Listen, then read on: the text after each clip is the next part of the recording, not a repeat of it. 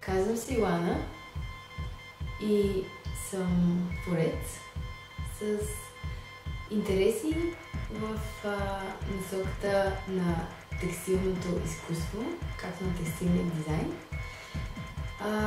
И също така с много силна любов към рисуването. Майка ми, както може би на повечето малки дечица, са им купували водни боички.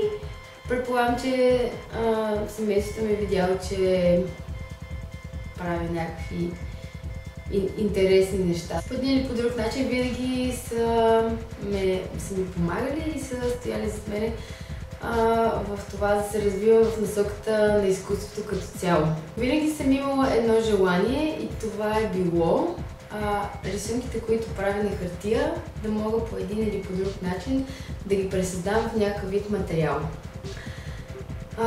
Оттам може би всъщност и до някаква степен е дошъл интересът ми към текстила, защото чувствам този материал изключително близък до себе си и материал, който мога да обработя по такъв начин, че да пресъздам това, което имам като визуализация в съзнанието си. Това, което представям в пространството на Crafted Art Space за първата ми самостоятелна изложба, е разграничено на две части. Съзнатото, което виждам за себе си в ежедневието, и неосъзнатото, което реално до много голяма степен е повлияно от осъзнатото. Реших да използвам техниката плъст от текстилното изкуство, за да представя осъзнатото за себе си.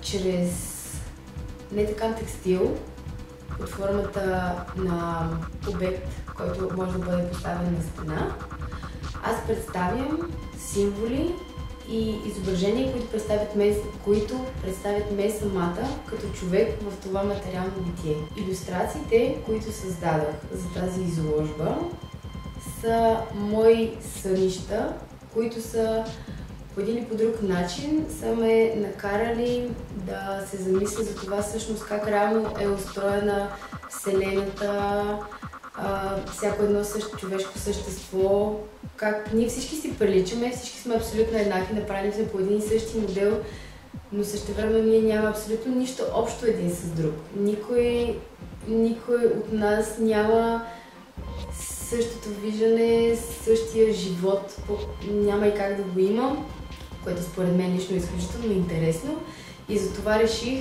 и тази изложба да бъде някакси не толкова, да бъде малко по-дълбока, да не е нещо, което реално се вижда навсякъде, нещо, което може би е по-често срещано. В много голяма част от творчеството си и нещата, които ме вдъхновяват, са свързани може би на едно по-дълбоко ниво. Било то с мистицизъм, космос, човешката душа, развитието на човека като цяло, на човешкото същество като цяло. И същевременно в комбинация с ежедневното, материалното, най-обикновеното, което би могло и вдъхновява, и би могло да вдъхнови всеки един от нас. Като да речем уникални растения, шарката на различните животни, която за мен винаги много ме впечатлява с самата структура на това как изглеждат животните, тяхната козина.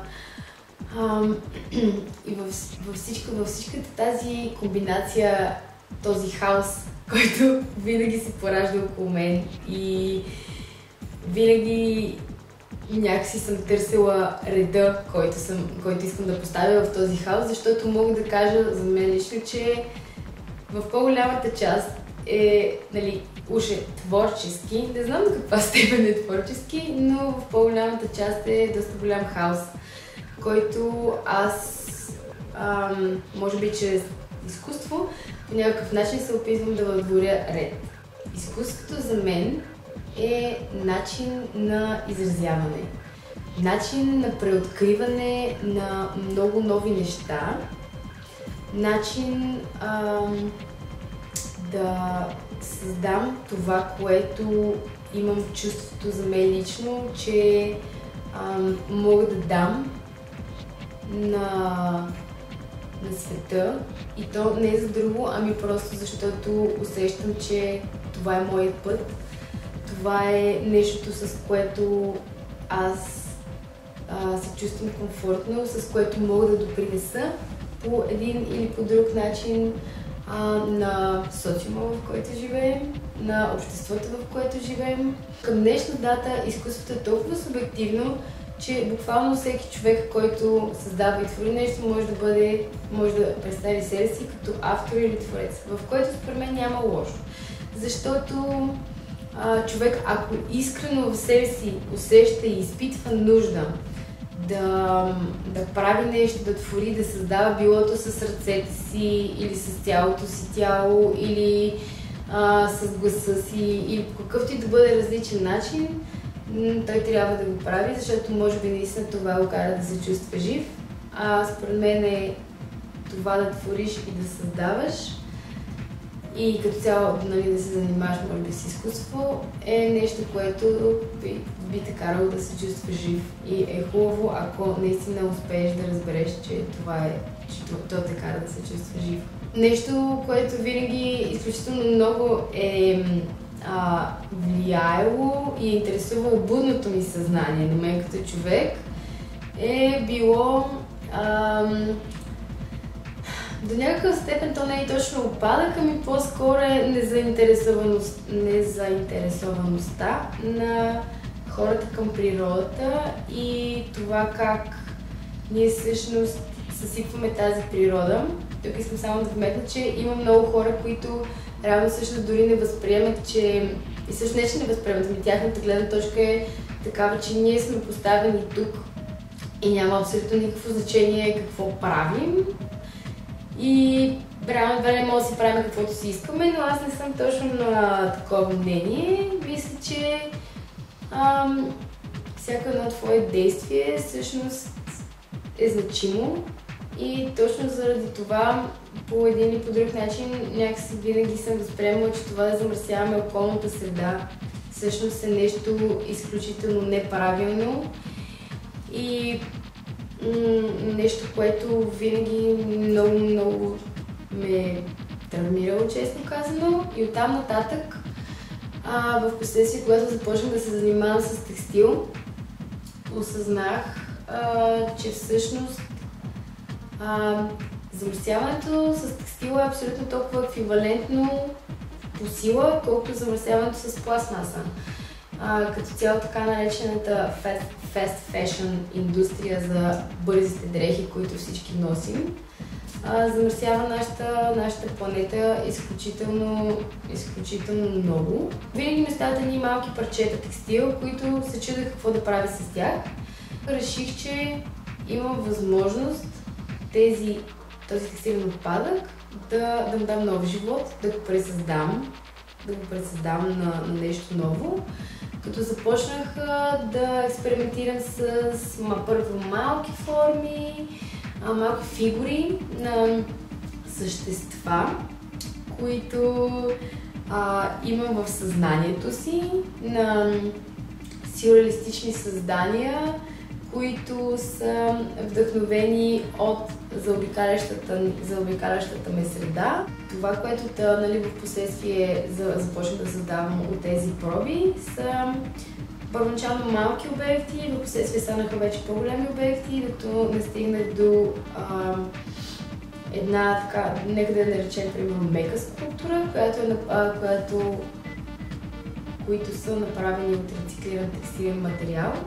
Като до тук идеята за тях е да създам нещо, което да бъде не от този свят, да бъде нещо, което не можеш да срещнеш в ежедневното материално битие и е предимно по някакъв начин отново вдъхновено от самата природа, но по-скоро някаква мутирала природа, нещо, което е невъзможно да имаме като цяло в нашия материален свят, нещо космическо, може би също така, нещо от някакво друго измерение, но същевременно пак да наподобява това, което имаме ние тук като природа. От тук нататък своят път като автор и творец, аз не мога да кажа точно как виждам, защото никога не знам какво ще може да ми се случи утре. Но имам огромното желание за развитие. Наистина имам много силно желание за развитие в областта на текстилното изкуство. И то точно такава гледна точка на това, че някакси изпитвам силна нужда всичкия този текстилен отпадък, който аз имам, защото съм събрала доста, тъй като в момента работя като текстилен дизайнер в печатница за текстил. И буквално ежедневно ние бълваме такъв отпадък. Нали, то не, никой не ме е задължил, никой не ми е казал, че аз трябва да го правя това нещо, но някакси просто лично в себе си аз усещам, че ако правя това, което усещам, че имам нужда да направя и по някакъв начин да създам нещо от този буклук, който буквално след това ще отиде някъде и ще направи една камара и след това ще има още една камара и после още така и така и ще стане една планина. Бих го направила, просто защото това ще ме накара да се почувствам по-добре и някакси ще виждам някакъв творчески път чрез това, макар че може да звучи странно. Имам много голямо желание за експерименти в различни насоки, било то и с други техники, и с други материали. Винаги много съм се впечатлявала от маниера на керамиката. За мен керамиката е нещо много интересно, нещо, което не съм имала чак толкова близка среща с него, но нещо, което наистина много ми допада и материал, който мисля, че ако имам възможност, може би да се доближа малко повече до него, да имам възможност да работя малко повече с него, също би било хубаво и интересно да създавам чрез него. Но смятам, че текстилът е материал, който лично на мен, като автор и творец, ми дава възможност за едно много голямо и доста обширна възможност за пресъздаване на идеите ми.